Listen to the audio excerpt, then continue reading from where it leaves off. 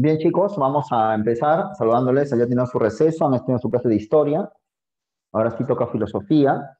¿Cómo están todos? Que tengan buen día en esta semana. Vamos a partir por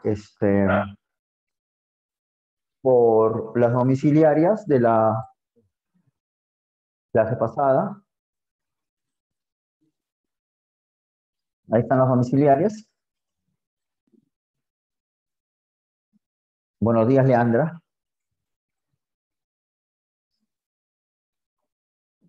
Leandra, tú eres Leandra. Qué nombre tan curioso y tan chévere, Leandra.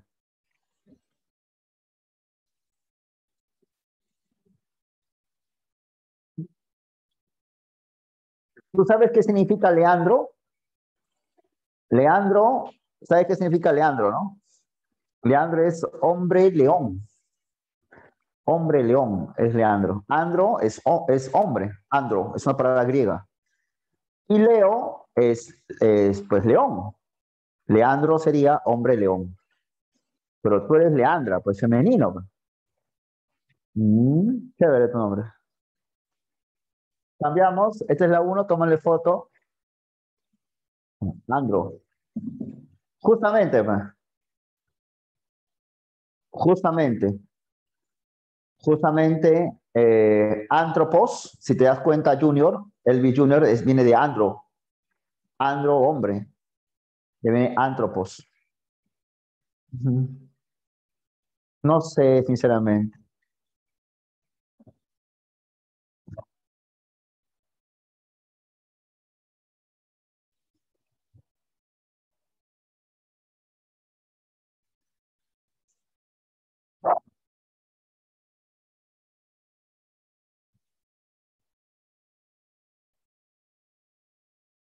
Junior, Elvis Junior Gómez, Genovés.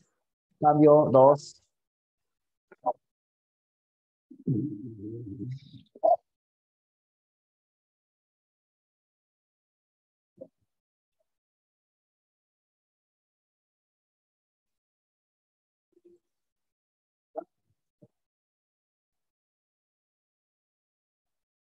Junior, tú eres Elvis Junior.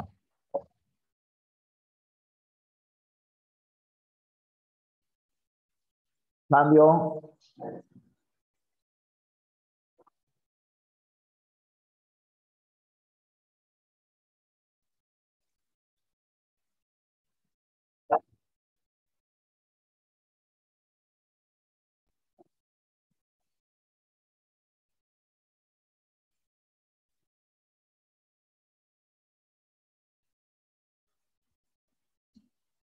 Ahora Mario. De foto.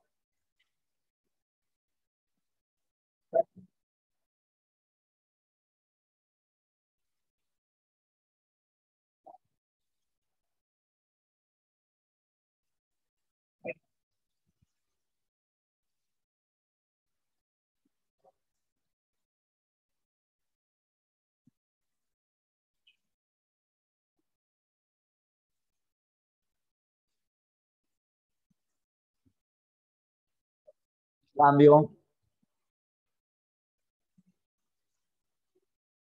Tómale foto.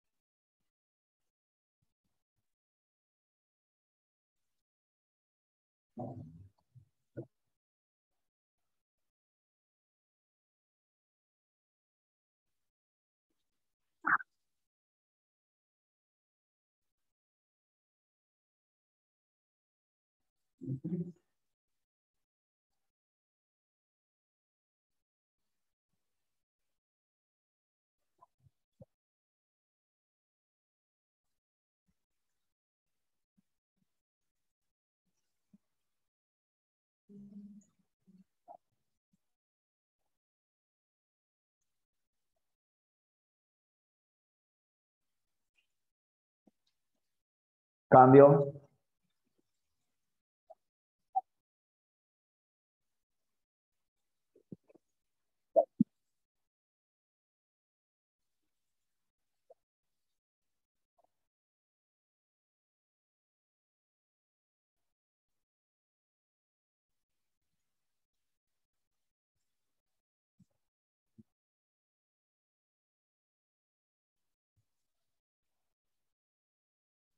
Cambio. 5 y 6. Tómale foto.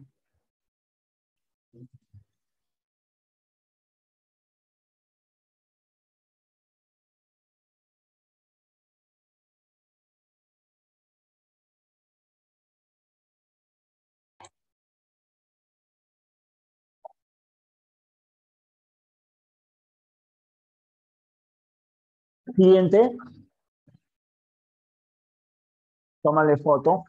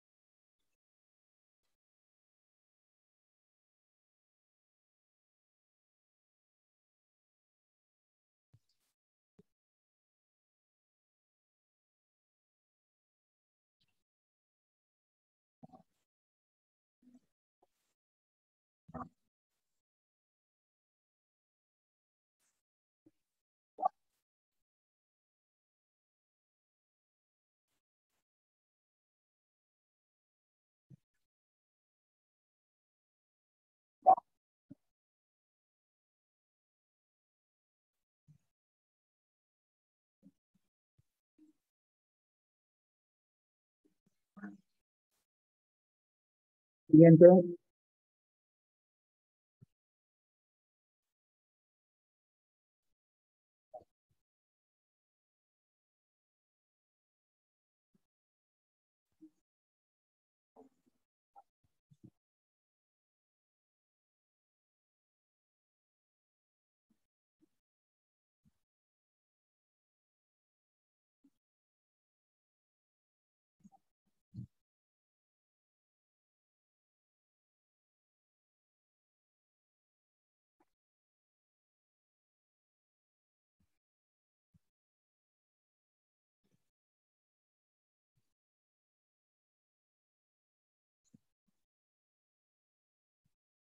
¿Listo?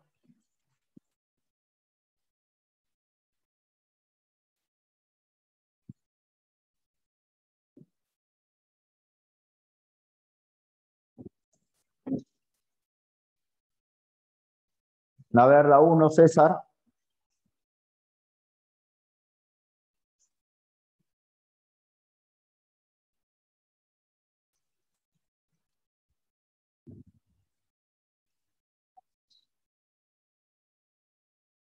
Cambio. 2.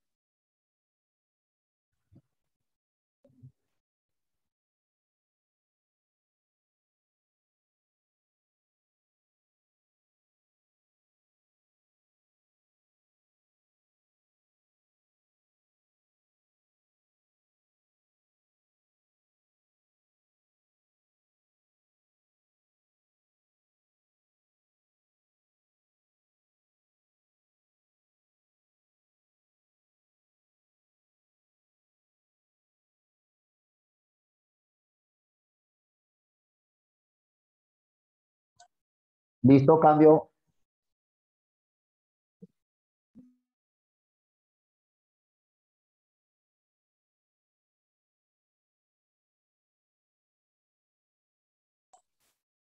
Cambio.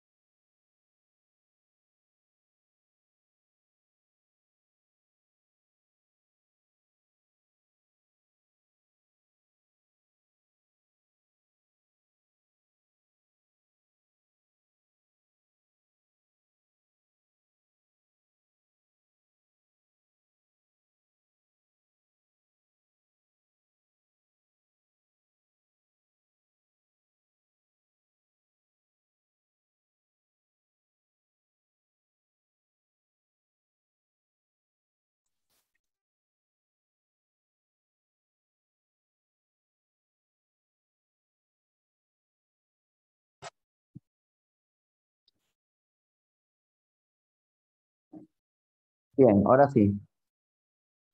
Ahora vamos a leer el texto de hoy.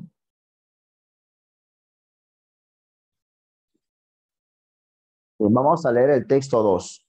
¿Ya? Dicen, hay mucho que leer en esta oportunidad. Dice, a diferencia del idealismo, en el positivismo se reivindica el primado de la ciencia. Solo conocemos aquello que nos permite conocer las ciencias. Y el único método de conocimiento es el propio de las ciencias naturales. El método de las ciencias naturales, descubrimiento de las leyes causales y el control que éstas ejercen sobre los hechos, no solo se aplica al estudio de la naturaleza, sino también al estudio de la sociedad.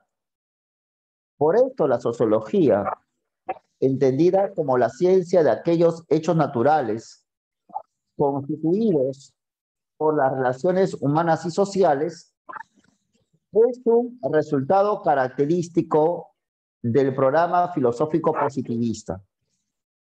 En el positivismo se exalta la ciencia en cuanto único medio en condiciones de solucionar en el transcurso del tiempo todos los problemas humanos y sociales que hasta entonces habían atormentado a la humanidad. Bien, vamos de nuevo. El texto habla evidentemente del positivismo, que es el tema de hoy, y dice que el positivismo reivindica, resalta mucho a la ciencia. Entonces, para el positivismo lo que importa es la ciencia. De ahí que dice más abajo, solo podemos conocer aquello que nos permite conocer la ciencia. Y el único método del conocimiento es el de la física, de la química, de la biología, el de las ciencias naturales. Entonces, conocimiento es básicamente el conocimiento científico. La semana pasada hablamos de Hegel, y Hegel, como lo hemos visto, nos quiere dar una visión totalizadora del mundo. O sea, Hegel lo que quiere hablar es del mundo entero, ¿te acuerdas? Una cosa nos lleva a la otra, las cosas están interconectadas, la verdad es igual a la totalidad, el mundo es dinámico. Entonces, toda esa forma de pensar que se llama dialéctica, como que al señor positivista de acá, que se llama Augusto Comte, como que no le gusta.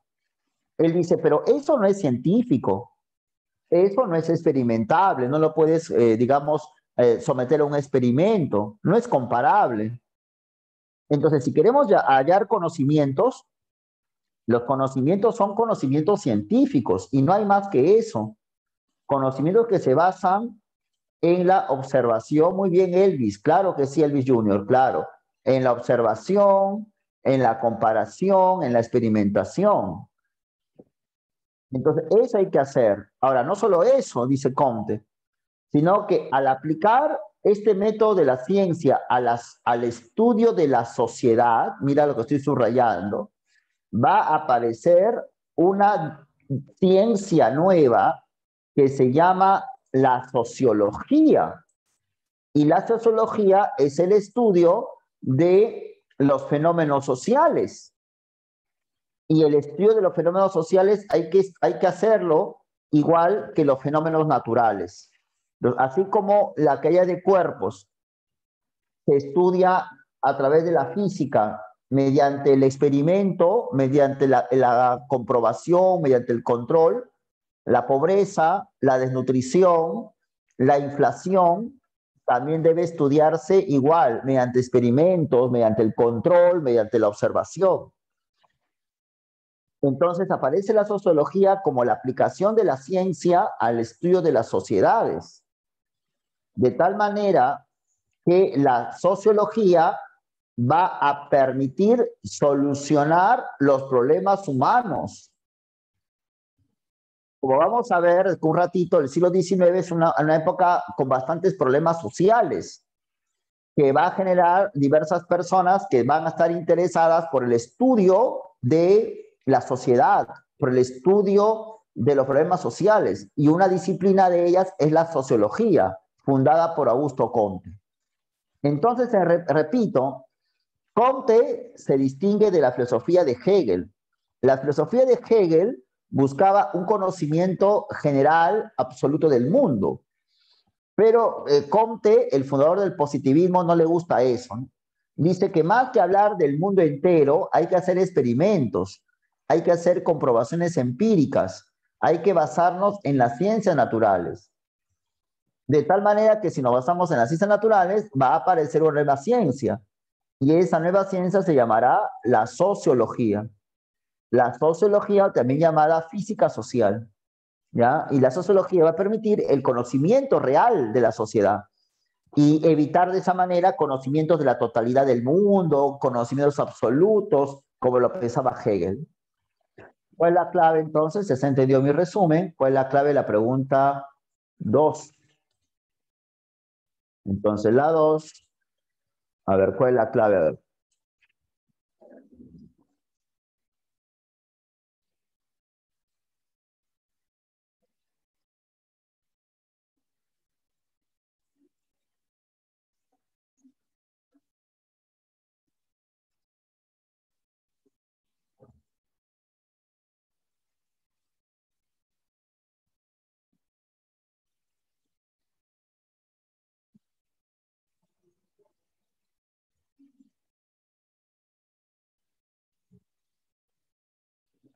¿Cuál es la clave de la 2?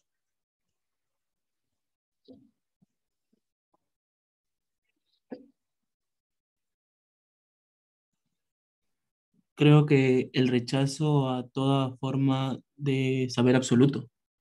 Claro.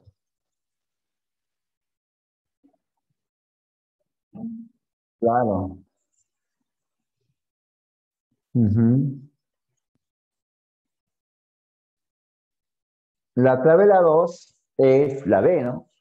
El rechazo de toda forma de saber absoluto. Ajá. Claro que sí. La clave de la 2 es Barco. Muy bien. ¿Por qué? Porque ¿quién buscaba un saber absoluto? Quien buscaba un saber absoluto es Hegel, ¿no? El saber de la totalidad. Pero Comte no. Comte dice, no, lo importante es este, el estudio de la sociedad, ¿no? Ahora vamos a garantizar la pregunta 3. Vamos con la pregunta 3. ¿Ya? No, cardinal quiere decir lo más importante.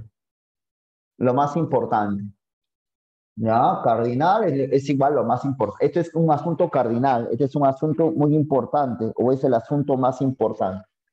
Pero sigamos leyendo el filósofo que nos toca hoy, que es Comte. ¿Ya? Es Comte. Sigamos leyendo. Vamos a leer entonces ahora el texto 3. Dice, eh, 3, lectura 3. Los principios mismos que emplea no son ya más que verdaderos hechos, solo que más generales y más abstractos que aquellos cuyo vínculo deben formar. Por otra parte, cualquiera que sea el modo racional o experimental de llegar a su descubrimiento, su eficacia científica resulta exclusivamente de su conformidad, directa o indirecta, con los fenómenos observados. La pura imaginación pierde entonces irrevocablemente su antigua supremacía mental y se subordina necesariamente a la observación de manera adecuada para constituir un estado lógico plenamente normal, sin dejar de ejercer, sin embargo, en las especulaciones positivas, un oficio tan principal como inagotable para crear o perfeccionar los medios de conexión, ya definitiva, ya provisional.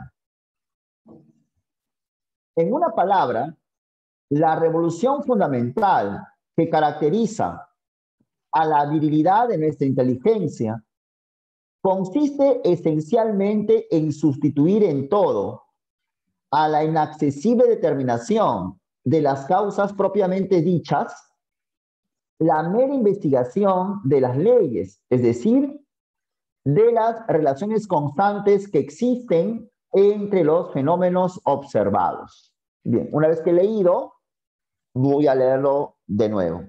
¿Ya?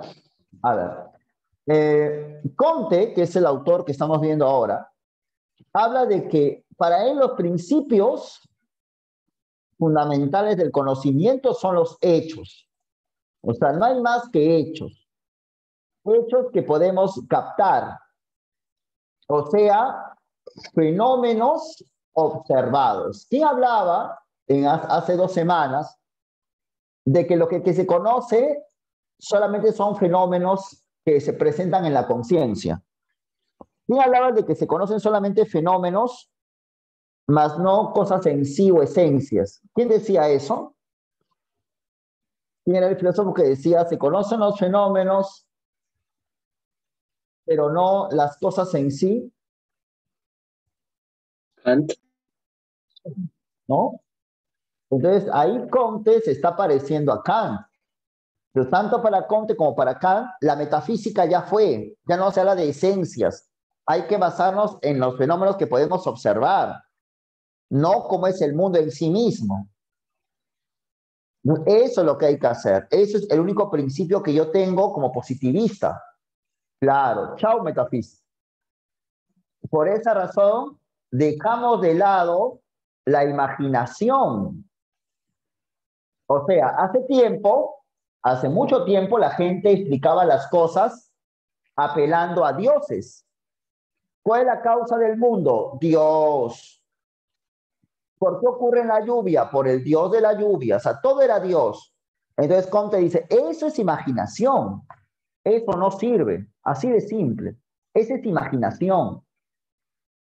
Ya fue. Eso ya fue. Entonces la imaginación pierde su supremacía. Y la imaginación se va a subordinar a la observación. La imaginación se subordina a la observación.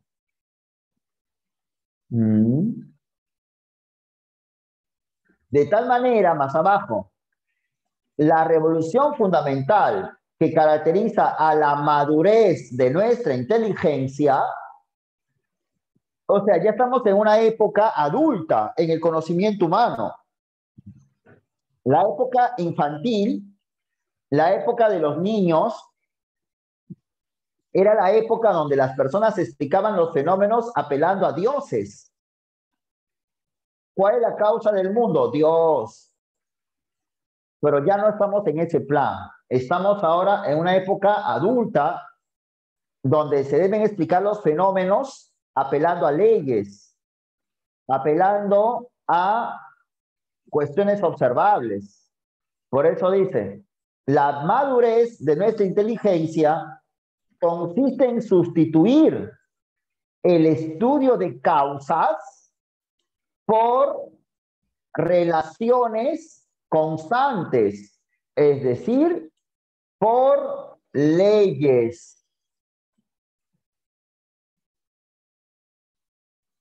Ya pasó la época de las causas de las cosas, como lo planteó Aristóteles.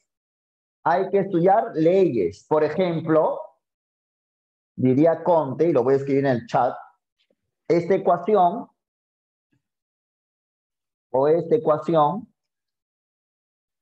es lo que Comte está diciendo. Ahí, en el primer caso, distancia igual velocidad por tiempo.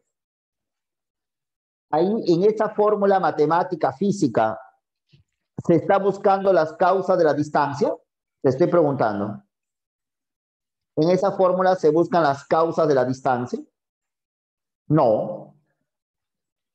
No se buscan causas de nada. Lo que se busca es medir distancias. Y esto es una ley permanente. Es una ley invariable. Van a pasar 500 años y distancia seguirá siendo igual a velocidad por tiempo. Y fuerza seguirá siendo igual a masa por aceleración. Entonces, esto es llegar a un estado viril, maduro del conocimiento humano. Ya dejar de lado las causas. O sea, ¿te acuerdas que Aristóteles buscaba las causas de las cosas? ¿No es cierto? Causa material, formal, etcétera. Pero ya la ciencia actual no busca causas de nada, pues. Busca solamente establecer fenómenos. ¿Ya? Entonces, repito, Comte habla, el estudio positivo es el estudio de los hechos que podemos ver. Precisamente la palabra positivo significa lo que puedes ver, lo que puedes captar de manera inmediata. Eso es lo positivo. Ahora, y cuando yo estudio los fenómenos de modo inmediato, entonces dejo de lado estudiar causas metafísicas, como las 4 causas que planteó Aristóteles. Si no me dedico a medir, a observar, a comparar, a establecer leyes invariables. ¿Cuál es la clave de la pregunta 3?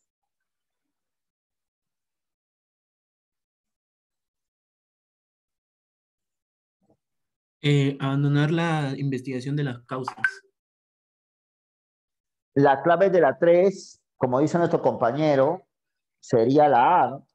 Abandonar el estudio de las causas o la investigación de las causas. Claro.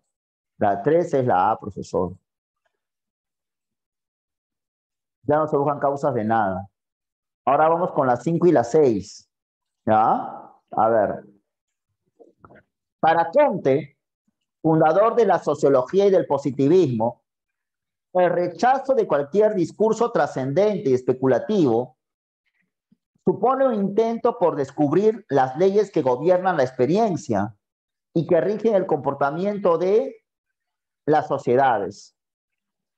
De ahí que el método de las ciencias naturales haya encarnado desde muy temprano el ideal del pensamiento positivista. Comte no estaba interesado en producir un sistema filosófico, como en promover una reforma social, lo que ciertamente ameritaba un cambio intelectual de gran envergadura. Esto fue lo que propuso en su curso de filosofía positiva de 1830, donde define el término positivo como una manera especial de filosofar, que consiste en examinar las teorías de cualquier orden, teniendo por objeto la coordinación de los hechos observados. Bien, voy de nuevo. Habla de Comte, obviamente, habla que Comte es el fundador de la sociología y del positivismo, y que Comte busca descubrir leyes que rigen el comportamiento de las sociedades. Eso busca Comte. Leyes que rigen el comportamiento de la sociedad.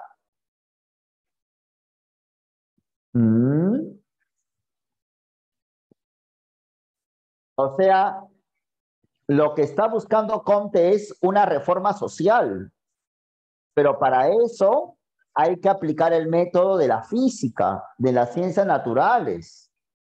Por eso que Comte no estaba interesado en producir un sistema filosófico como si Hegel, ¿no? Hegel quería hablarnos del mundo entero, ¿no? Que todo está concatenado. Pero Comte no estaba interesado en eso. Lo que Comte estaba interesado en promover una reforma social.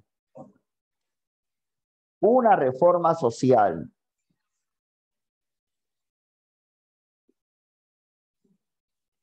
Por eso, la palabra positivo consiste en examinar teorías y en coordinar hechos observados.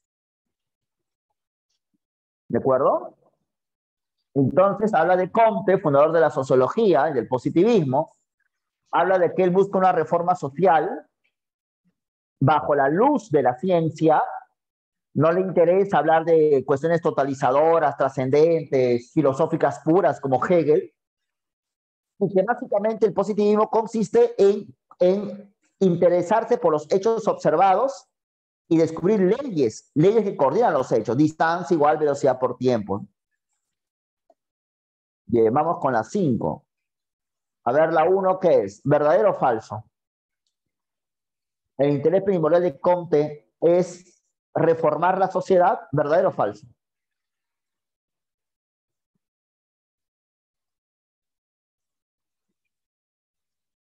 verdadero. 2-1 verdadero. Para Conte, ¿el conocimiento positivo se funda en la observación? Verdadero. Verdadero.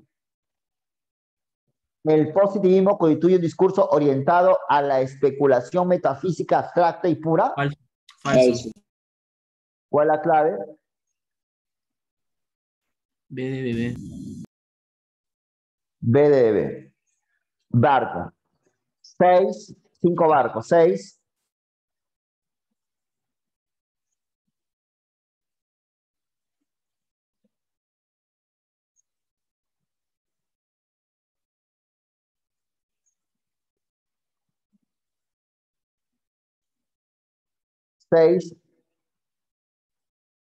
Digamos que la teoría de Comte busca que un conocimiento sea aplicado, ¿no? ¿Qué conocimiento busca aplicar Comte al estudio de la sociedad? ¿Qué Sería conocimiento busca? un tipo de ciencia, porque o sea, para determinar las leyes tiene que basarte, creo que en la ciencia. Claro, entonces, ¿cuál es la clave? ¿Ciencia natural? La clave, la pregunta 6 sería ciencia natural, Lilian. La ciencia natural. La física lo dice, ¿no? Acá está, mira. De ahí que el método de las ciencias naturales, ¿lo ves o no? Está subrayado. Hay encarnado de muy temprano idea del pensamiento positivista. Las ciencias naturales. Antes de proseguir, quisiera compartir con ustedes esta pizarra de la clase pasada, cuando hablamos de Hegel, ¿no es cierto?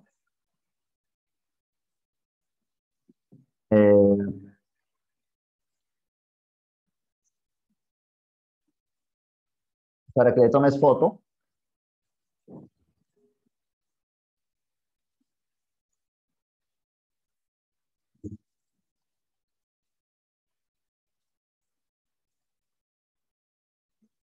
Entonces lo voy a revisar rápidamente. Recuerda que el capitalismo, en el capitalismo industrial, estaba el racionalismo y el empirismo, y ambas escuelas del siglo XVII se sintetizan en el siglo XVIII con la Ilustración, y ya en la época de la Revolución Francesa, en el siglo XVIII, donde los ilustrados afirman que la razón permite el progreso. Está Voltaire, que decía que el mundo es como una máquina, ¿te acuerdas? Y que Dios es como un relojero, ¿no? Pero Kant es el que realmente sintetiza estas escuelas anteriores. Kant distingue entre fenómeno y cosa en sí. El fenómeno es lo que conocemos, la cosa en sí es incognoscible, o sea que para Kant no podemos conocer el mundo como es realmente. Y la respuesta a la ilustración es el romanticismo. Está Hölderlin, está Hegel, está Goethe. Para ellos, básicamente, el mundo es dinámico, es un flujo. El mundo es una cosa que te lleva a la otra de manera infinita y el acceso al mundo es a través del sentimiento. Ambas posiciones se sintetizan en la filosofía de Hegel. Tanto para Hegel como para los románticos, el mundo es dinamismo, el mundo es un proceso, pero Hegel sostiene que el acceso al mundo es a través de la razón. La razón también es dinámica y por tanto existe una identidad entre el sujeto y el objeto, entre el pensar y el ser, porque si el sujeto es racional, el objeto también debe serlo, ¿no? Porque solo así el conocimiento sería posible. Entonces, el mundo es racional, el mundo tiene una lógica, una coherencia. Nada en este mundo es por azar, nada en este mundo es casual, todo en este mundo es por algo. Además, el sujeto es espíritu, el sujeto es mente, por tanto el objeto, para que se cumpla la identidad, también debe ser mente, debe ser espíritu. De ahí que todo lo que existe es espiritual, y por eso que Hegel es idealista, ¿no? Y este proceso se va por un momento de tesis, antítesis y síntesis, ¿no? Y esto también se cumple en la historia. En la historia de las sociedades, como todo es racional, las sociedades se vuelven cada vez más libres, más democráticas, más igualitarias, culminando este proceso en Alemania, ¿no? Recuerda que Hegel es admirador del imperio napoleónico, y Hegel creía que Napoleón encarna la libertad y que moderniza los estados que le invaden. Por eso que el Estado es el que garantiza la libertad. Fuera del Estado, el hombre no es libre. Y la filosofía vendría a ser el conocimiento de esa totalidad del mundo, ¿no? Recuerda que para Hegel la verdad es la totalidad. que todo está concatenado, que una cosa me lleva al estudio de otra, ¿no? Tómale foto para que lo tengas, por favor, ¿me avisas?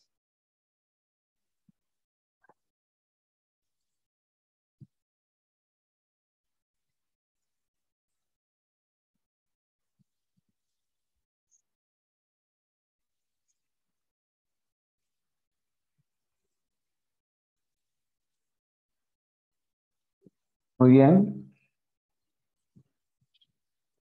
Ahora, veamos esto. Veamos esto que voy a poner. Algo importante para que entienda lo que vamos a hablar.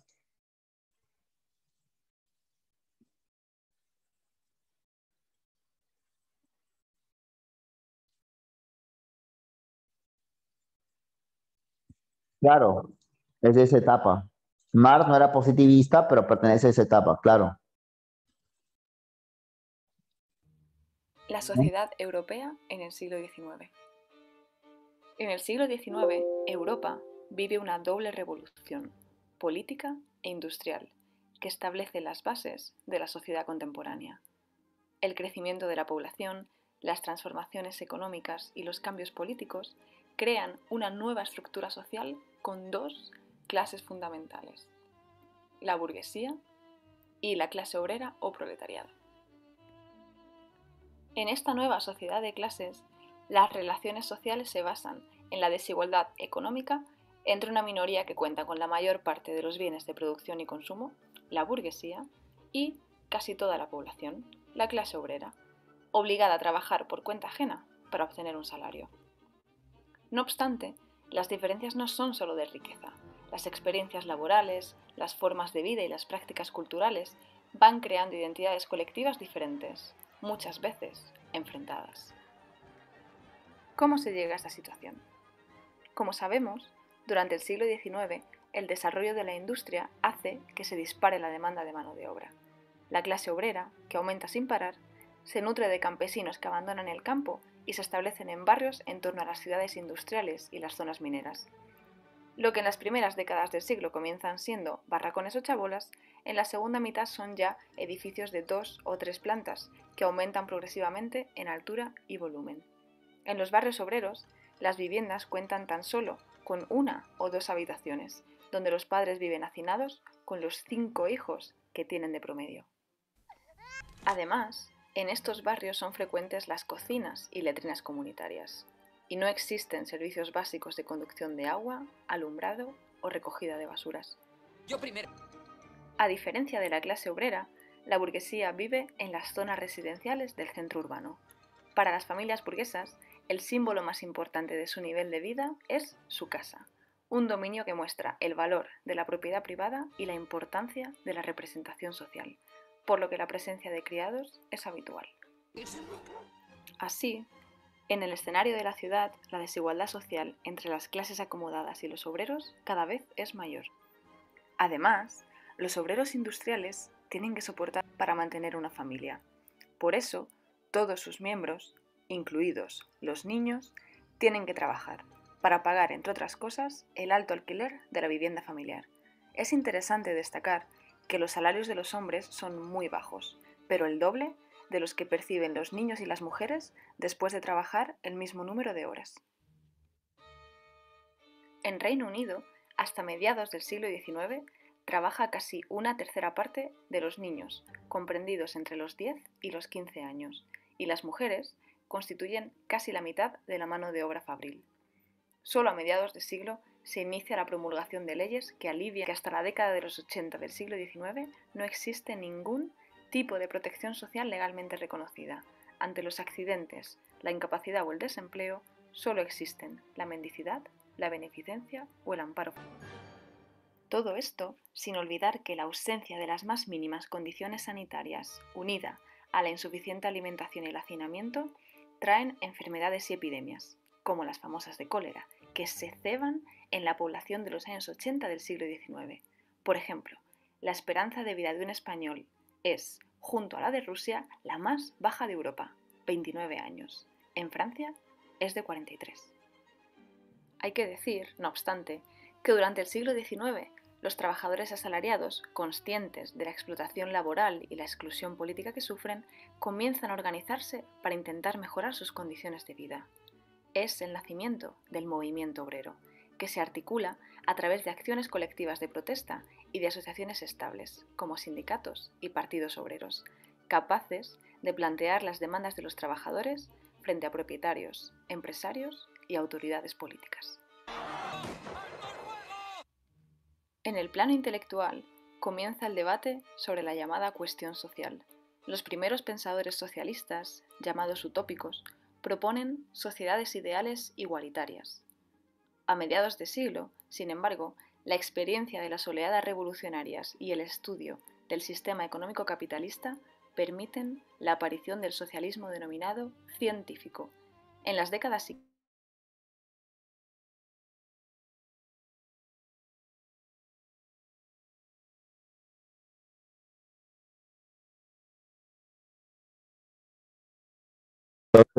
con este videíto vimos cómo era la situación de las clases trabajadoras, ¿no? Muy diferentes a las clases burguesas que vivían, pues, evidentemente en opulencia, en riqueza.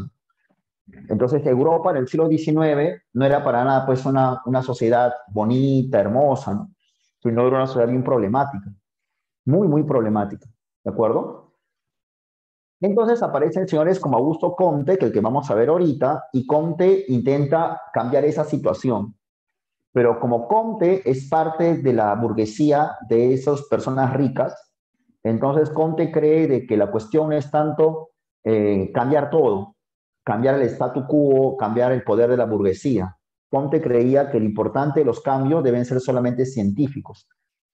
El problema de una sociedad no radica tanto en cambiar la economía, en cambiar la explotación, sino en cambiar la educación, que debe haber una reforma total a nivel científico, de que debe dejarse de lado la religión y debe dejarse de lado la metafísica.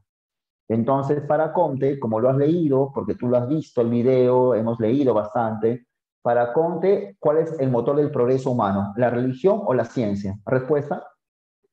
Para Comte, ¿cuál es el motor del progreso humano? Es la ciencia. La ciencia que se limita a la experiencia, y eso es lo positivo. Lo positivo es lo que puedes ver o lo que no puedes ver. ¿Qué es lo positivo? Puedes usar el micrófono. ¿Qué es lo positivo? Rápido, rápido, quiero almorzar, ya quiero comer mi tallarín con pollo, que me está esperando, ¿ya?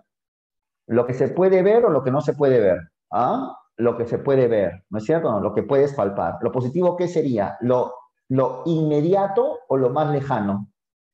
¿Qué es lo positivo? Lo inmediato o lo más lejano. Lo inmediato. ¿Qué es lo positivo por consiguiente? ¿Lo útil o lo inútil? ¿Qué es lo positivo? ¿Lo útil o lo inútil? Lo útil, lo inmediato, lo que puedes ver, lo que puedes palpar de manera inmediata. Por ejemplo, ¿es positivo saber que mi chompa es azul o no? ¿Es positivo saber que mi chompa es azul o no? Sí. ¿Es positivo saber que hace frío o calor o no? ¿Es positivo saber si hace frío o calor? Sí. ¿Es positivo saber si existe Dios? ¿Es positivo saber si existe Dios? ¿La existencia de Dios es algo positiva? ¿Es positivo saber eso? ¿Es un conocimiento positivo saber si existe Dios? No, no, no es positivo, pues, no lo es.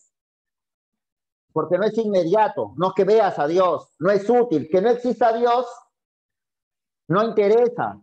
O sea, que existe Dios o no existe Dios, igual voy a seguir trabajando para pagar mi luz y mi agua. No, bueno, no es útil. Pero saber la vacuna contra el COVID, ¿es positivo o no? Sí, claro. Saber cuál es el origen del universo, ¿es un conocimiento positivo, sí o no?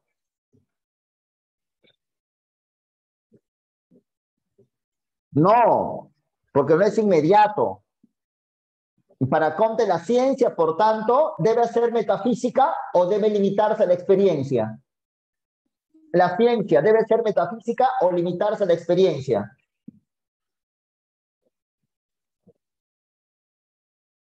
Limitarse a la experiencia.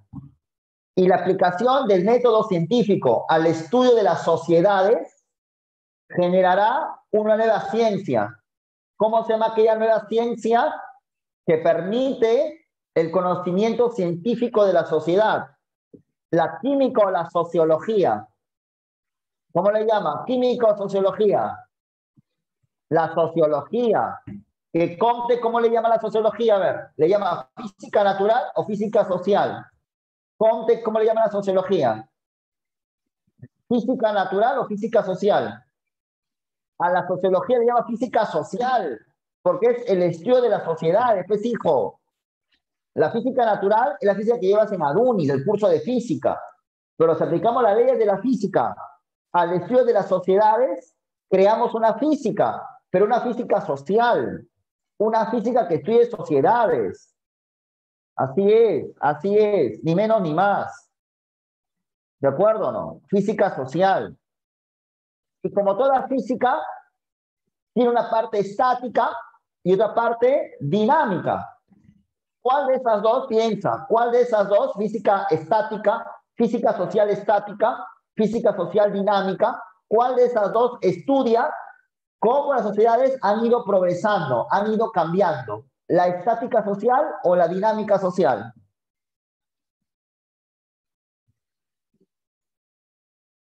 La dinámica social, la dinámica, tienes que seguir conmigo. La dinámica social es el estudio de cómo las sociedades han ido progresando. Y la estática social, ¿qué estudia, por tanto? ¿Estudia el progreso social o el orden social? La estática social, ¿qué estudia? ¿El progreso social o el orden social? La estática social. El orden social. Por tanto, si la dinámica estudia el progreso y la estática el orden, entonces, ¿cuál es el lema positivista? ¿Paz y amor o el lema es orden y progreso? ¿Cuál es el lema positivista? ¿Paz y amor o es orden y progreso? Orden y progreso. ¿Cómo se llama el filósofo que estamos viendo? ¿Cómo se llama el filósofo que estamos viendo? Comte. ¿Y cómo se llama el movimiento filosófico que funda Comte? Idealismo o positivismo. Para el positivismo, ¿la humanidad progresa o no? Para el positivismo, ¿la humanidad progresa? Sí. ¿Gracias a quién? Al avance ¿de la qué? La humanidad progresa gracias al avance de la ciencia. La humanidad progresa gracias al avance de la ciencia. Muy bien, Natalie. Una ciencia que debe limitarse a la experiencia. Y al aplicar el método de la física natural al estudio de la sociedad, ¿qué ciencia aparece? Sociología. Sociología. Y contra la sociología, ¿cómo le llama? ¿Física natural o física social?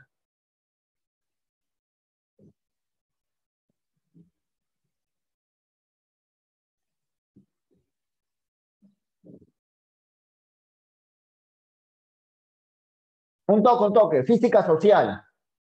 Un toque, Cordy. De tal manera que el estudio de la física social tiene dos partes. ¿Cuáles son esas dos partes de la física social? Uno es la estática, el otro, ¿cómo se llama?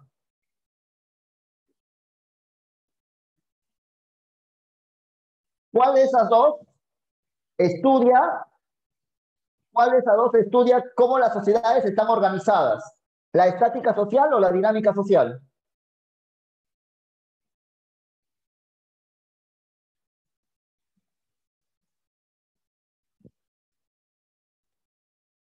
Muy bien, Betsy. La estática social, sé coherente, pues. ¿Cómo las sociedades están organizadas? ¿Cómo se presentan actualmente? La estática social. ¿Cuál de esas dos partes de la sociología estudia el progreso, el cambio de la sociedad? ¿La estática social o la dinámica social? La dinámica social. Sabe rápido. El Cordi quiere dar un mensaje. A ver, Cordi, maestro. Listo, profesor Martín, muchas gracias. Jovencitos, el profesor de geografía me ha dicho que el lunes coordinó con ustedes la recuperación del día de hoy que se iba a realizar a la 1 de la tarde. No se olviden, por favor, se quedan todos, ¿ya? Eso, profesor, muchas gracias. Gracias a usted, joven. Gracias a usted. La dinámica social. Y la dinámica social del progreso. Y por tanto, ¿cuál es el lema positivista? Paz y amor, te quiero y no te quiero, orden y progreso. Orden y progreso. Y la dinámica social muestra que la humanidad ha pasado por 3 etapas. ¿Cuáles son las 3 etapas de la dinámica social? Lo digo.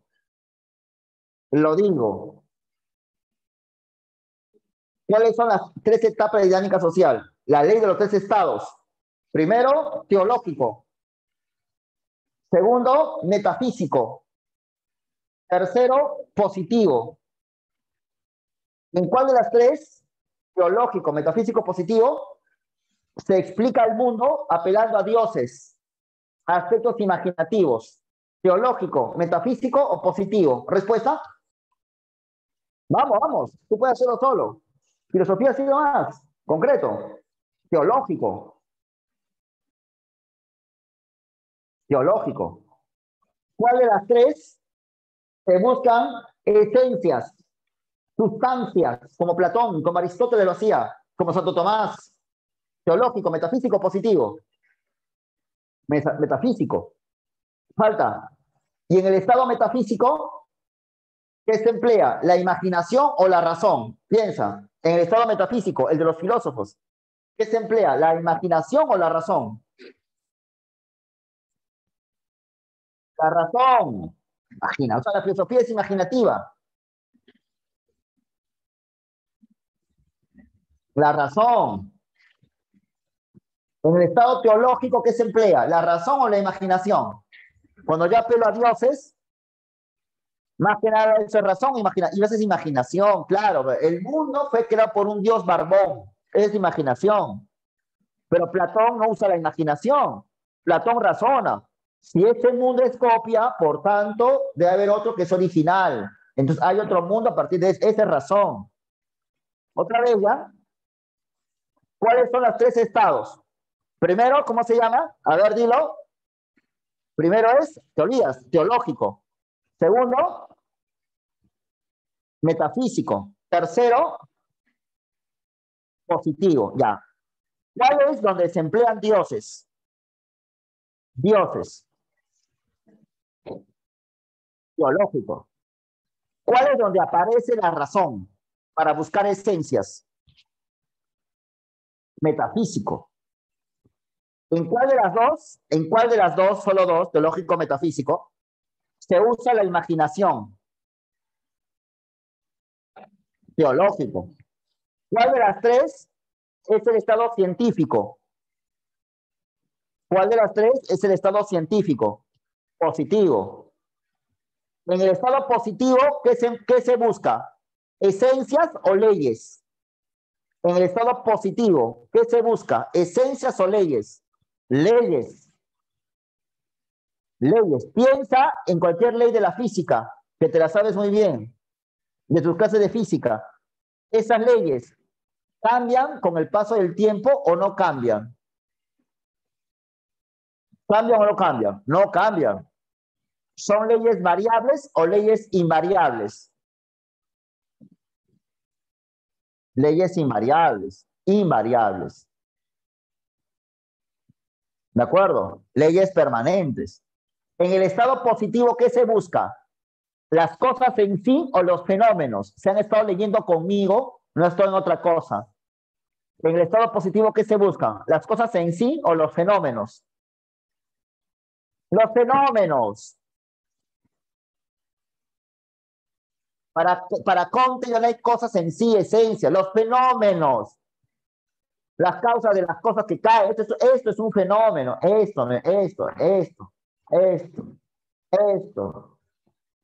El movimiento de un péndulo. Ah, fenómeno. Se busca medir, cuantificar. Eso se busca. ¿Se entendió o no? ¿Se entendió? ¿Ya? Eso tienes que saber. ¿De acuerdo o no? Ahora, falta, no he acabado. En el estado positivo se emplea básicamente la imaginación o la observación. Vamos, Anaís. Bien. Observas. Muy bien, Andrea. La observación. En el estado positivo, ¿qué se emplea? Principalmente. ¿Solo la razón o la experimentación? ¿Qué se emplea en el estado positivo? Principalmente. ¿Solo la razón o la experimentación? La experimentación. Muy bien. La experimentación. Excelente. Facilito. ¿Qué es lo positivo? ¿Lo útil o lo inútil? Útil. ¿Qué es lo positivo? ¿Lo inmediato o lo lejano?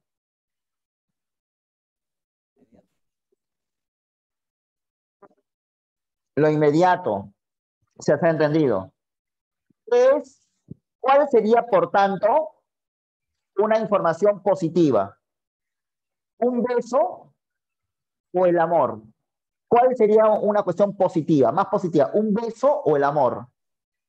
Beso. Porque es inmediato, porque es claro, porque es evidente. El amor, al fin y al cabo, las emociones, al fin y al cabo, están en la cabeza. Y eso no es positivo. Nadie puede ver eso. Lo positivo es que tú abrazaste a tu mamá, le diste un besito. Eso es lo positivo. Y recuerda que positivo no tiene nada que ver con moral. Positivo tiene que ver con lo inmediato, con lo que puedes ver, con lo patente. ¿Se entendió? En el fútbol, lo positivo es que Argentina le ganó a Colombia y que Perú perdió con Brasil. Ahora, que Messi o que la Padula hayan tenido ganas de ganar o de perder, eso no es positivo. Lo positivo son los goles, lo positivo es el resultado del encuentro. Eso es lo positivo. El resto, lo que sentía la Padula, lo que sentía Messi, eso no es positivo. No es positivo. ¿Eso qué será? Pero no es positivo. ¿Qué quieres preguntar, Carlos? Sí, entonces el positivismo se caracterizaba por ser pragmático, o sea, Sí. darle la practicidad de las cosas. Sí, claro. Tú lo has dicho. Es lo positivo. Ajá. Lo pragmático, lo inmediato. Claro, muy bien, Elvis. Muy bien también, claro. Eso es todo. Vamos a ver la diapo entonces. Básicamente es eso. Vamos a ver la diapo para reforzar lo que hemos hablado. Básicamente es eso. Veamos las diapositivas. A ver, ¿dónde está mi tío Conte? Ah, acá está. Acá está el tío Conte.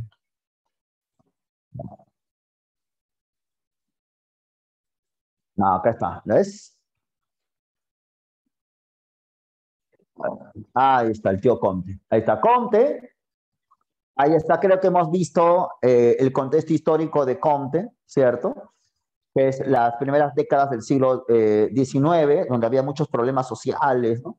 Ya se ve la Revolución Francesa hace tiempo, pues Napoleón ya se había muerto hace tiempo, se puede poner acá Napoleón. Sino la lucha de clases del siglo XIX, la situación de pobreza y de explotación, después de Napoleón, ¿ya? Y acá está el tío Comte, pues. Ahí está, ¿no? Obviamente, ¿no?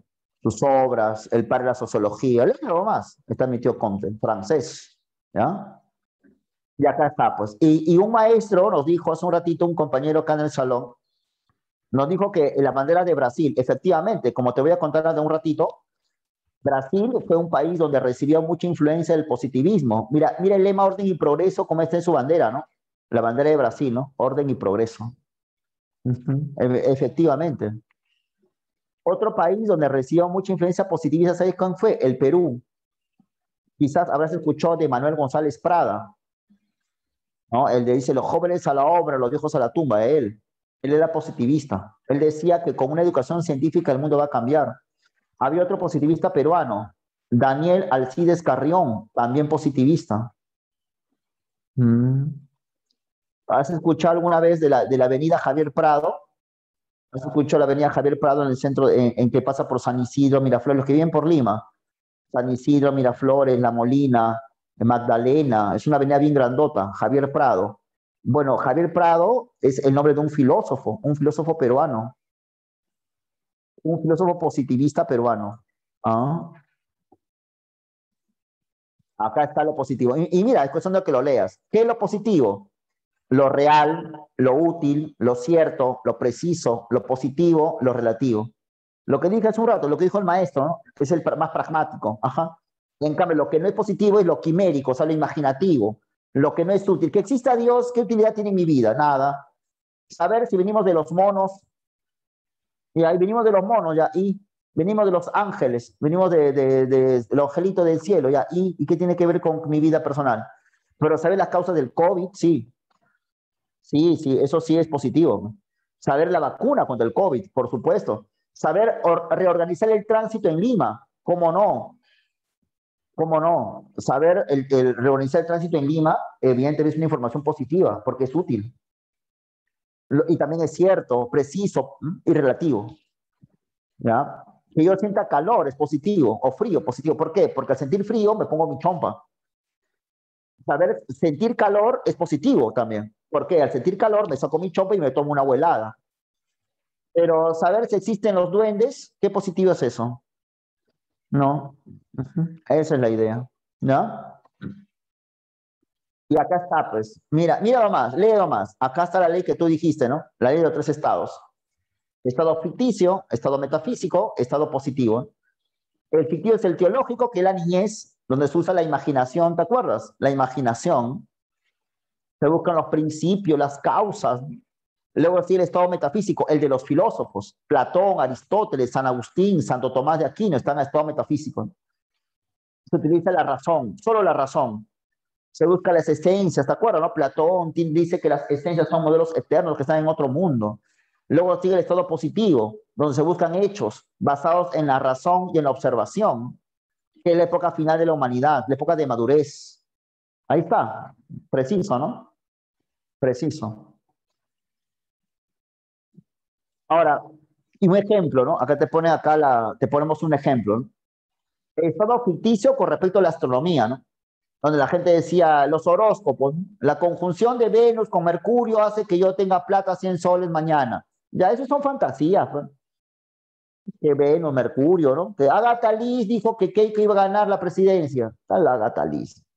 ¿No? Que el tío el brasileño, ese brasileño que terminó de insultar a la gente, ¿no? ¿Cómo se llama? Reinaldo Dos Santos dijo que iba a ganar Keiko, ¿no? Dos Santos, no pasa nada. Pero ese estado ficticio teológico es la imaginación, eso está hace tiempo. Ese pensamiento de hace 5.000 años, ya fue ya. Pero luego aparece Aristóteles. Y Aristóteles no era Pedro Reinaldo Dos Santos, ¿no? Aristóteles era un científico, pero de su época. Era un metafísico. Aristóteles, como yo te conté, no sé si te conté yo, pero alguien te habrá contado, un profe te habrá contado de que Aristóteles decía que el mundo está rodeado de esferas, de pelotitas, como si fueran pelotas de cristal. Y en cada esfera hay un planeta. Y como lo perfecto es circular, entonces los planetas siguen movimientos circulares. Y como el movimiento es circular, entonces las planetas son circulares también, son esferas perfectas. Tiene cierta lógica, ¿no? Aristóteles hace un esquema general del universo basado en la pura razón. Esa es metafísica. Recuerda que la metafísica es basada en la razón nada más. Y luego sigue el estado positivo, ¿no? Donde ya pues también se deja la razón pura y se hace observaciones, se hacen experimentos, se hacen comparaciones, ¿no? Las leyes actuales del movimiento planetario, ¿no? Las leyes de Kepler. Ahí ya hay una cuestión un poco más objetiva, ¿no? Más cercana. Pero también ahí uno se olvida de esencia, de sustancia, ¿no? Y solamente uno se basa en leyes. Acá está, pues, ¿no? Más específico, el estado ficticio. Si tú te das cuenta, acá hay ciertos grados de abstracción. Fetichismo, politeísmo, monoteísmo. Fetichismo es cuando hace mucho tiempo la gente creía que los cerros, el mar, los temblores y los animales eran dioses. Es la época más primitiva, pero luego aparece el politeísmo. Entonces, por ejemplo, los incas eran básicamente, ¿qué? Si estás entendiendo, a ver, no te preocupes si te equivocas. Los incas básicamente eran fetichistas o eran politeístas. Gracias, pequeños. ¿Los incas qué eran? ¿Fetichistas o politeístas? A ver, los incas. que adoraban al sol. Decían, el sol es Dios. ¿Ah? Si está siguiendo la clase. Los incas eran fetichistas, querida Anaís.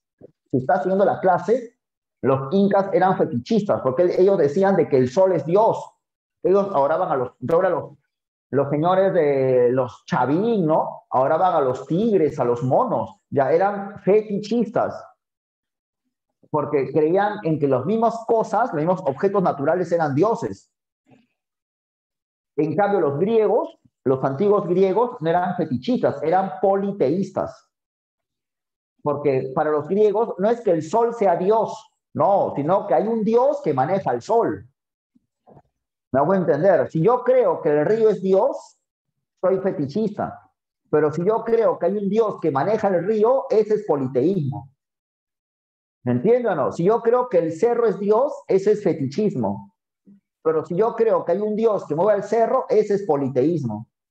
Entonces, el politeísmo es asumir que hay muchos dioses, pero esos dioses son quienes controlan la diversidad de fenómenos naturales. Entonces, hay un dios para cada fenómeno. El dios de los temblores, el dios de los cerros, el dios de la lluvia. Ese es politeísmo. No es, pero los incas no eran así. Los incas pensaban que la lluvia es Dios. Es diferente. Los incas eran más fetichistas, ¿ya? Y luego sigue algo más abstracto, que en vez de hablar de muchos dioses que controlan distintos fenómenos naturales, hay un solo Dios que controla todo. El papá de Jesús, ¿no es cierto? Es la época del cristianismo, la época pues ya de el monoteísmo. Luego sigue el estado abstracto, es cuestión de que lo leas, ahí está, profesor, el estado donde se buscan esencias, donde se buscan sustancias, ¿no? Un orden perfecto, donde más que nada se hace ontología, ¿no? Y luego sigue, profesor, el estado positivo, donde ya como ves acá, y tú lo has dicho, se buscan leyes invariables, fenómenos, se basan en los fenómenos, ya no se buscan las causas, se buscan los fenómenos invariables. Ahí está pues Hobbes, está Bacon, Galileo, Descartes, Newton, Lavoisier. Ellos sí eran científicos, ¿no?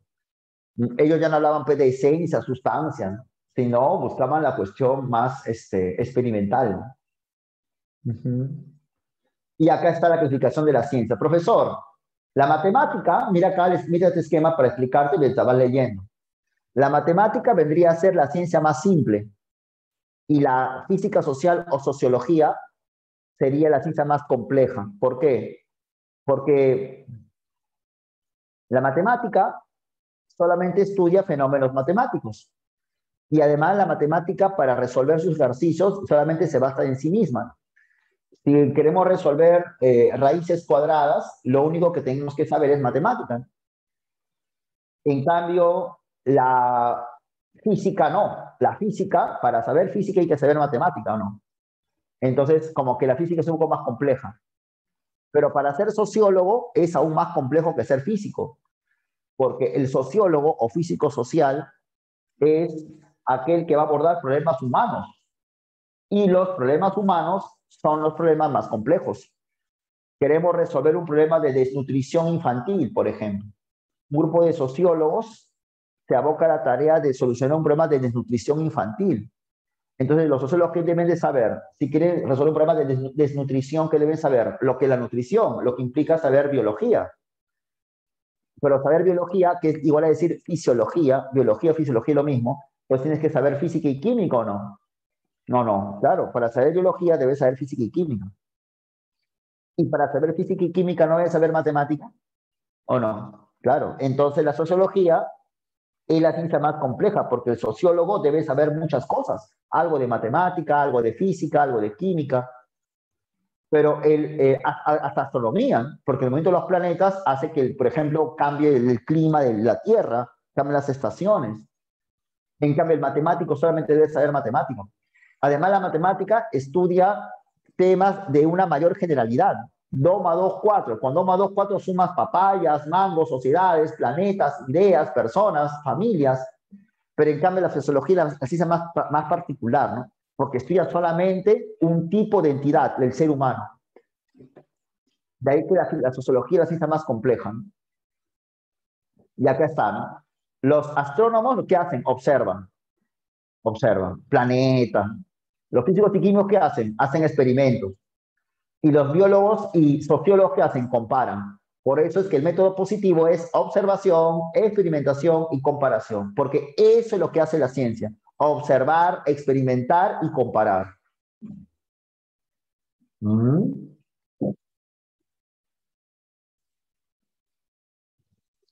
Observar, experimentar y comparar. ¿De acuerdo? Buena, ¿no? Comte es un tío bien alucinante. Comte creía mucho en la ciencia.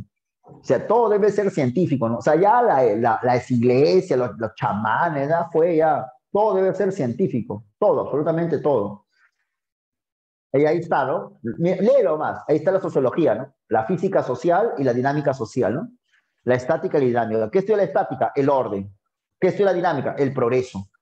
Por eso es que el lema del positivismo es orden y progreso. Buena, ¿no? Bueno. Y Comte, dejo de compartir esta cosa. Y Comte decía esto, para la última diapo, porque ya, mira, Comte decía esto. Comte era un filántropo francés. Entonces Comte veía como los problemas que tú viste en el video, él veía así con sus ojos. Y decía, el problema es un problema científico y que la gente en pleno siglo XIX está creyendo en dioses, en almas, en espíritus, en fantasmas, en la buena suerte. Eso son tonterías. Hay que reformar la educación, hacer que todo sea científico. Tú tienes dos grandes libros gordos. Un libro gordo llamado Física, un compendio de física de la editorial Lumbreras de Aduni. Y tienes otro libro gordo llamado Biblia. De esos dos libros gordos, ¿cuál es el que más ha beneficiado de lejos y por goleada a la humanidad? No cabe duda que la física, ¿no? Por tanto, si tú quieres llamarle dogma de fe, verdad absoluta a algo, llámala a la física. Ahí encuentras verdades útiles, verdades que realmente sirven al hombre. Y es más, yo considero de que la física debe ser la nueva religión de la humanidad, la nueva religión de la humanidad. Que todo debe reducirse a eso. Ya no, por ejemplo, el cura que hace, ¿no? Según San Juan, capítulo 3, no, ya no, ya. Ahora, según Isaac Newton, según la segunda ley, y hay que hacer una nueva religión donde el nuevo Dios sea la humanidad. Ya no un Dios trascendental, no, sino el hombre. En vez de adorar a Dios mío, te amo, no, adóralo al ser humano, a tu prójimo, a tu gente, a tus amigos, porque la base de la sociedad es el amor. La transformación debe ser científica, pero el objetivo y la base es el amor. El amor debe combinarse con la ciencia. ¿Quieres templos para que recen los laboratorios? ¿Quieres cura los científicos? ¿Quieres santos los grandes científicos? Hay que cambiar todo. Y el centro, el corazón de esta nueva sociedad debe ser las mujeres, porque la mujer es por naturaleza sensible y emotiva y cariñosita como un osito de peluche. Y por consiguiente la mujer hay que cuidarla. Hay que cuidarla porque la mujer es el centro, es la que da amor, porque es su forma de ser. El hombre es más práctico, la mujer es más amorosa. Es como los árboles. El árbol da oxígeno, no vas a cortar los árboles, no. No puedes eliminar a la mujer porque la mujer es la que da amor.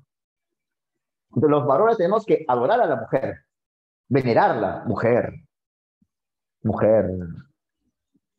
Así. Alucinante, mi tío Conte. Y por consiguiente las mujeres deben quedarse en su casa y no pueden salir porque hay que cuidarlas. Quien debe dedicarse a la ciencia son los hombres. Quien debe dedicarse al trabajo son los hombres. La mujer debe quedarse al hogar. No puede salir a la calle ni a trabajar ni a estudiar porque se va a poner frío y calculador y eso no queremos de las mujeres. Así decía Conte. ¿Y a qué dedicarse la mujer? A dedicarse a la labor doméstica, a cuidar a sus hijos, a cuidar al marido, a cocinar su rico sopa de pollo con bastante kion y bastante orégano. Así de cocinar. Y el hombre debe valorar eso. Ese es Conte, alucinante el tío. Interesante, ¿no? Entonces Conte habla de la reforma social. Y es más, Conte decía desde que esta reforma debe apuntar a un cambio total de la humanidad. Ahí está, mire lo que está ahí. Lee nomás lo que está ahí. Una nueva religión.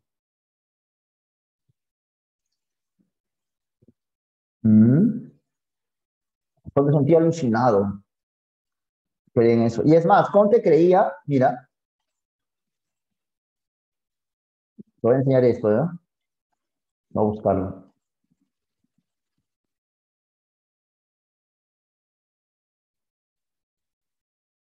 Ah, acá está, lo tengo. Mira, te voy a enseñar, ¿ya? Conte quería cambiar.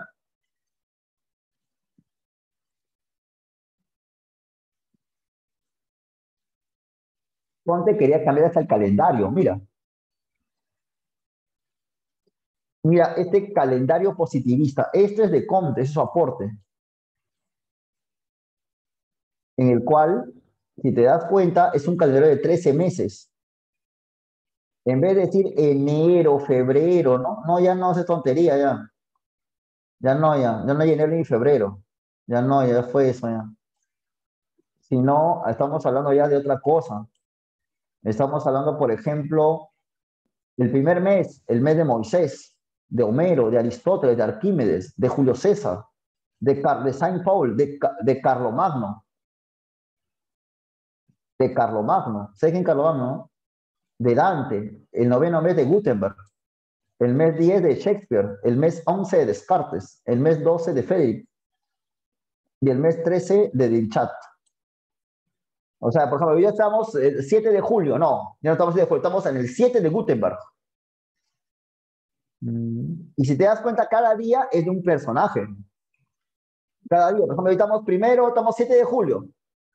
El 7 del séptimo mes, a ver, ¿cuál es el séptimo mes? De Carlomagno. El 6 sería el de Alfred. Bacán, Conte.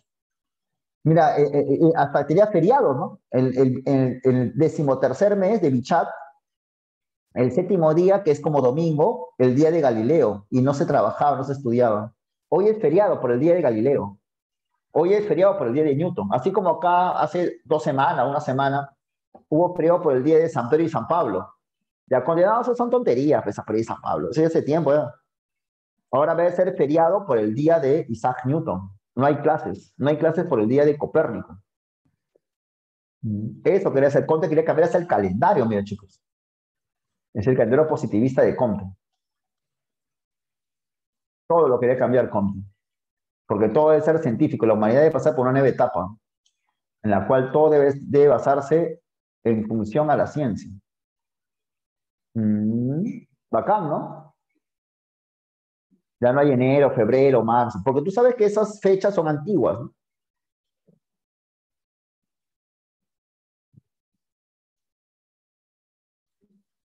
Eso de enero, febrero, marzo viene de la época romana. Conte dice, no, eso ya no vale. Si quieres tomarle foto, tómale foto. Es el nuevo calendario positivista. Es como que tú hagas un calendario y le pongas los meses que consideres de personajes notables y cada día un día de un personaje notable también. ¿Ya? Muy bien. Y te estaba comentando de que el positivismo tuvo mucha influencia en países como el Brasil, ¿ya? Es algo que también te quiero enseñar. ¿No? Mírate este videito.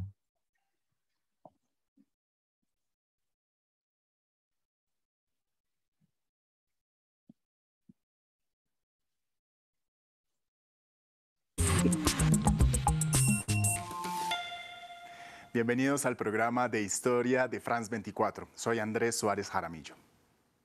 El 21 de abril de 1960, Brasilia fue fundada como la nueva capital de los brasileños. Por ende, se celebran 60 años de esta capital que fue pensada como una utopía. Un espacio ordenado, atractivo, alejado del caos y el bullicio de muchas ciudades latinoamericanas. La protohistoria de esta ciudad data del siglo XVIII, cuando varios pensadores concibieron la necesidad de trasladar la capital brasileña, que estuvo tanto en Salvador de Bahía como en Río de Janeiro, al centro del territorio. Era un pensamiento estratégico porque siendo un país tan vasto, la población yacía únicamente repartida en la costa, a lo largo de la costa atlántica, y el centro o el interior estaba inexplorado. Después, a don José Bonifacio de Andrade e Silva, en el siglo XIX, se le ocurrió que aquella nueva capital debería tener por nombre Brasilia. De manera que desde 1824 en la Constitución brasileña se inscribió en la parte de que esta era una ciudad que se debía construir. De aquí saltamos al siglo XX porque el expresidente brasileño Juscelino Kubitschek de 1956 a 1961 dijo que no tenía entre sus previsiones de gobierno construir la ciudad, pero según él tuvo que considerar la construcción luego de una aparición pública en Yatay, un municipio brasileño. Allí, en discurso de campaña de la década de 1950, cuando apenas era el candidato socialista a la presidencia, prometía cumplir a cabalidad artículo por artículo de la Constitución que entonces regía a los brasileños desde 1946. Esto para asegurar la paz y el desarrollo de su pueblo. De manera que un asistente al evento le preguntó que si siendo así, cumpliría entonces el artículo 4 de las disposiciones transitorias de la Constitución. En otras palabras, si construiría Brasilia. Kubitschek respondió que sí, una historia que sus opositores calificaron como una trama para ganar la presidencia. Como esta persona me puso en problemas, yo pensé rápidamente y no di sino 1 o 2 segundos de espera y respondí prontamente. Si la Constitución insiste en la construcción de la nueva capital de Brasil, voy a respetarla y construiré la nueva capital de Brasil en el Planalto Central. Quienes dieron inicio a la construcción de Brasilia fueron Lúcio Costa como principal urbanista y Oscar Niemeyer como principal arquitecto, ambos talento nacional brasileño. Quise abrir un concurso internacional. Quise abrir un concurso internacional, pero aquí la Sociedad de Ingenieros y de Arquitectos apelaron. Protestaron contra esta proposición mía, así que decidí hacer un concurso nacional. Lúcio Costa diseñó un plano urbanístico simulando a un avión. Se trata de 2 ejes, uno de este a oeste que simula el fuselaje y otro de norte a sur que simula las alas. Sobre ese plano de alas se construyeron edificios residenciales con espacios públicos concéntricos para que allí comenzaran a vivir muy cómoda y ordenadamente los primeros brasilienses o candangos. Ahora bien, lo que supondría ser la cabina del avión donde viajan piloto y copiloto, se estableció la Plaza de los Tres Poderes. Y aquí se destaca el trabajo arquitectónico de Costa y Niemeyer.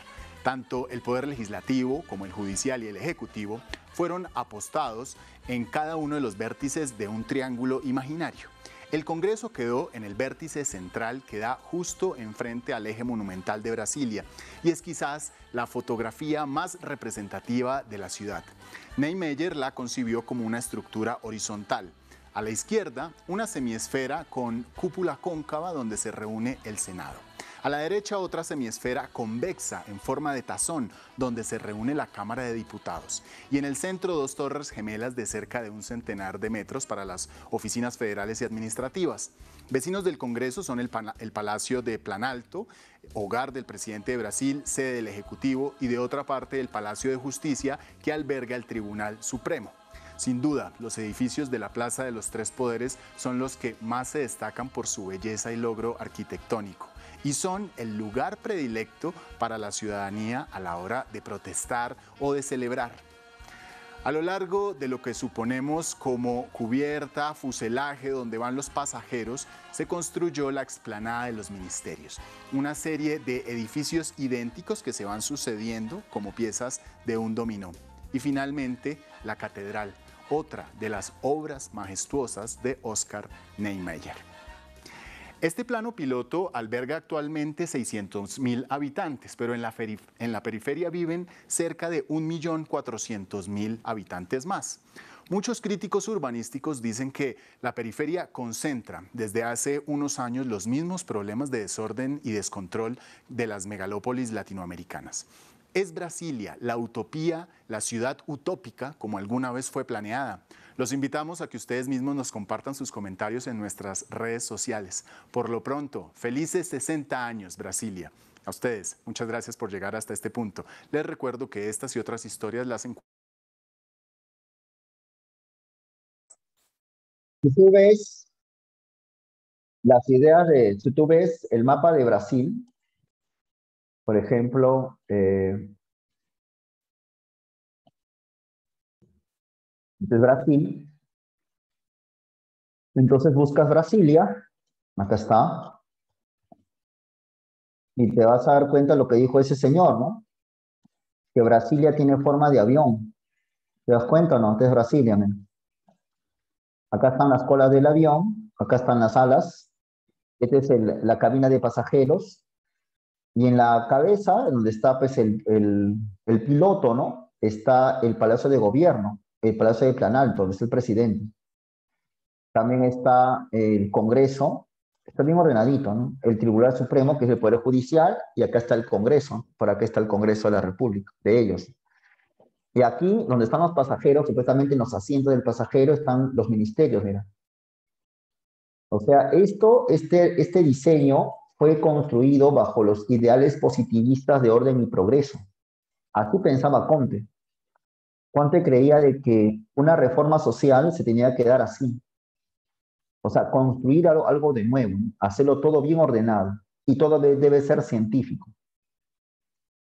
Y los encargados de hacer esta reforma deben ser los sociólogos. Eso, el positivismo influenció mucho en este país, ¿no? En Brasil. No te olvides, cada vez que aprendes el positivismo, acuérdate de Brasilia. Por eso que Brasilia es patrimonio cultural de la humanidad, porque es una ciudad que fue construida a propósito para luego ser habitada, ¿no? Fue hecha nuevecita, todo de nuevo, en los años 60, ¿ya? Y bien organizada. Eso supone Comte. Te voy a dejar ahora la pizarra de hoy sobre el positivismo para que lo tengas también y de esa manera también culminar con la clase. ¿Ya?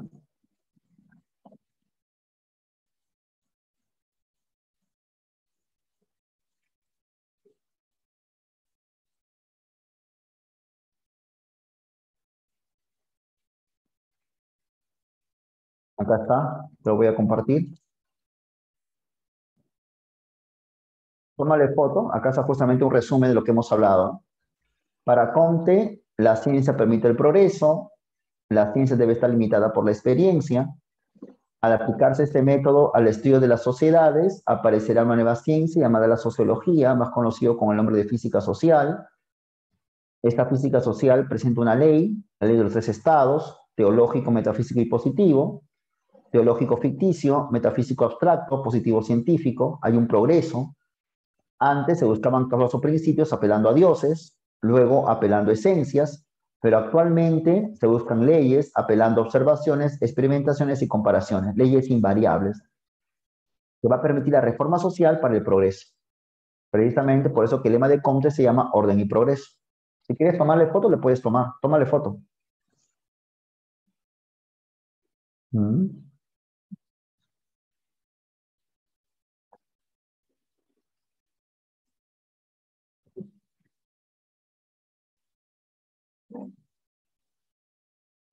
¿Listo? ¿Puedo salir? ¿Puedo salir?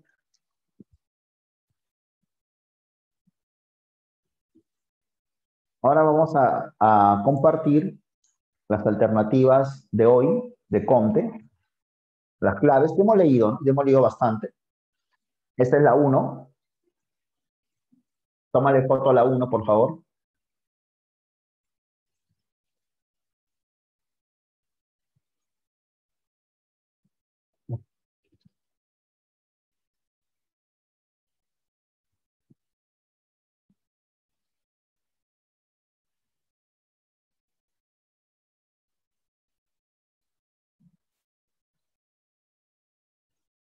Cambio, cambio, cambio, cambio. 2.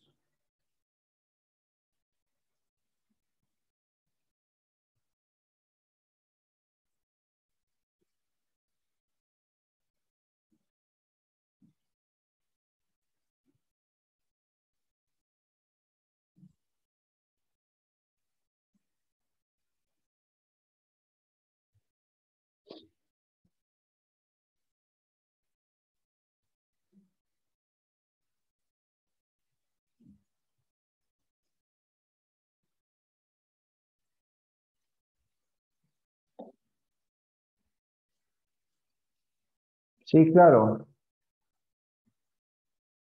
Esta es la 1.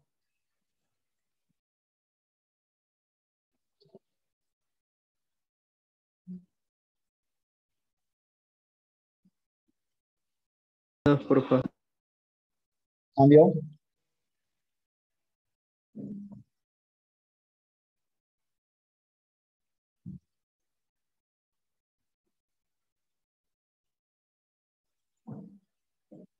Cambio.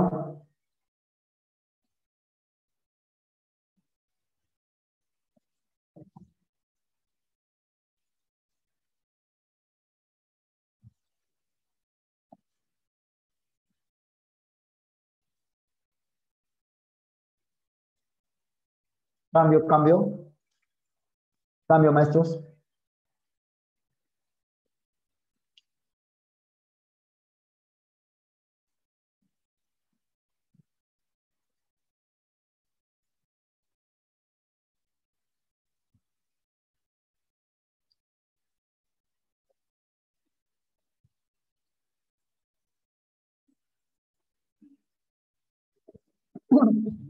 Cambio, cambio, cambio.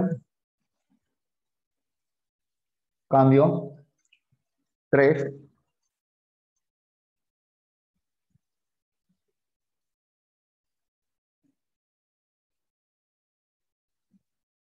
Cambio, cambio, cambio. 4.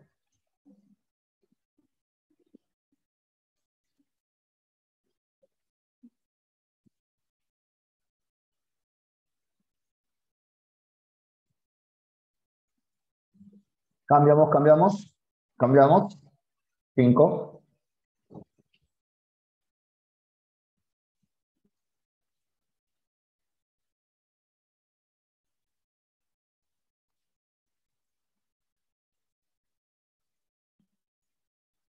Cambiamos. 5.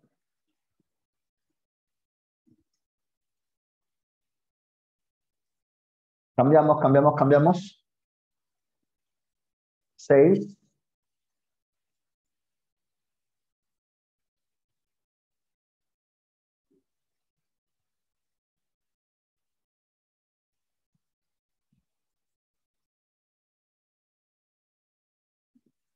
Cambiamos.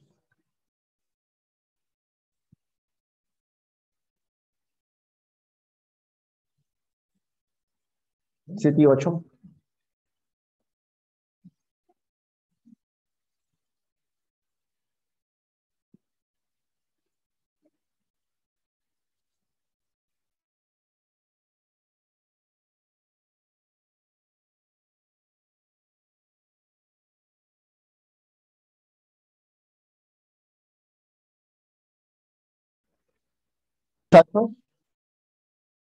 Hasta aquí el tema.